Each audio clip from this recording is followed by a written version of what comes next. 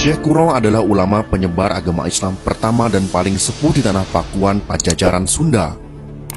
Makamnya terletak di Pulau Bata, Desa Pulau Kelapa, Kecamatan Lemah Abang, Kabupaten Karawang, Provinsi Jawa Barat.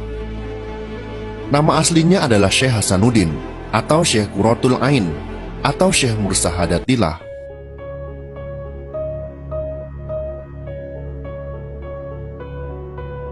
Asal-usul dipanggil Syekh Kuro karena beliau hafal Al-Quran atau hafiz, sekaligus memiliki kelebihan atau karomah dengan suara qori yang sangat merdu. Dari kata-kata qori inilah, asal-usul Syekh Kuro dipanggil.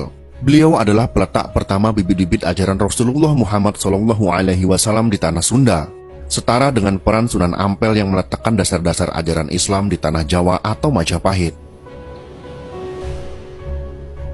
Jika Sunan Ampel mendapatkan restu dari Prabu Brawijaya atau Bre Kertabumi untuk mendirikan Pasreman atau yang dikenal dengan pesantren di Ngampel Denta, sekarang kita sebut dengan kota Surabaya, dan menyebarkan agama Rasul di bumi Majapahit. Berbeda halnya dengan Syekh Kuro, beliau ditentang oleh Raja Pajajaran waktu itu, yaitu Prabu Anggalarang. Bahkan penguasa Pajajaran waktu itu mengirim utusan untuk mengusir Syekh Kuro dan pengikutnya karena banyak warga Pajajaran yang mulai tertarik dan mengikuti ajaran Syekh Kuro. Namun melalui karomah yang dimilikinya, Syekh Kuro lantas mengatakan bahwa kelak keturunan Prabu Anggalarang akan masuk Islam dan malah menjadi penyebar agama Islam di tanah Sunda Galuh, dan ucapan sang ulama pada akhirnya terbukti.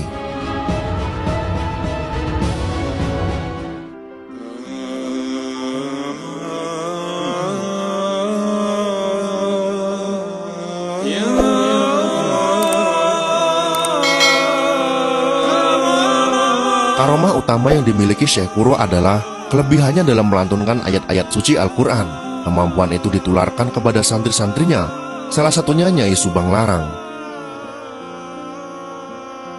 Beliau juga hafal Al-Quran, dan karomah Syekh Kuro yang tercatat dalam naskah Purwaka Caruban Nagari, di antaranya ucapan beliau yang menjadi kenyataan ketika misi penyebaran agama Islam yang dilakukan ditentang oleh Raja Sunda Galuh waktu itu, yaitu Prabu Anggalarang. Ucapan tersebut terbukti.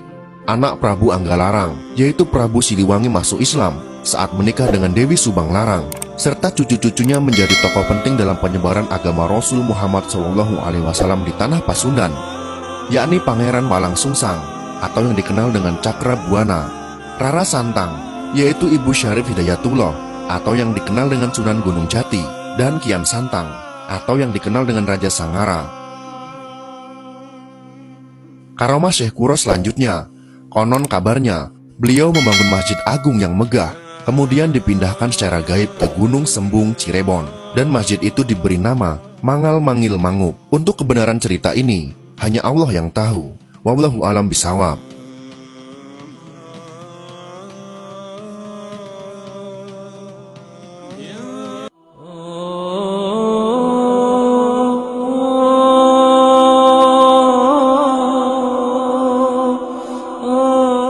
Ayah Syekh Kuro adalah ulama besar di negeri Campa yang bernama Syekh Yusuf Siddiq. Beliau masih ada garis keturunan dengan Syekh Jamaluddin Akbar Al-Husaini, dan Syekh Jamaluddin adalah seorang ulama dari Mekah. Dari garis nasab ibunya yang bernama Diah Kirana, Syekh Kuro juga masih ada garis silsilah dari Sayyidina Husain, putra Sayyidina Ali bin Abi Thalib, menantu Nabi Muhammad SAW. Dengan demikian, berarti beliau masih ada keturunan dari Nabi Muhammad SAW. Beliau juga masih saudara seketurunan dengan Syekh Nurjati Cirebon, yaitu dari generasi keempat Amir Abdullah Khanuddin. Syekh Kuro menikah dengan Ratna Sondari, memiliki anak bernama Syekh Ahmad, yang meneruskan perjuangan ayahnya menyebarkan agama Islam di pesantren Kuro Karawang. Saat ini pesantren itu menjadi Masjid Agung Karawang.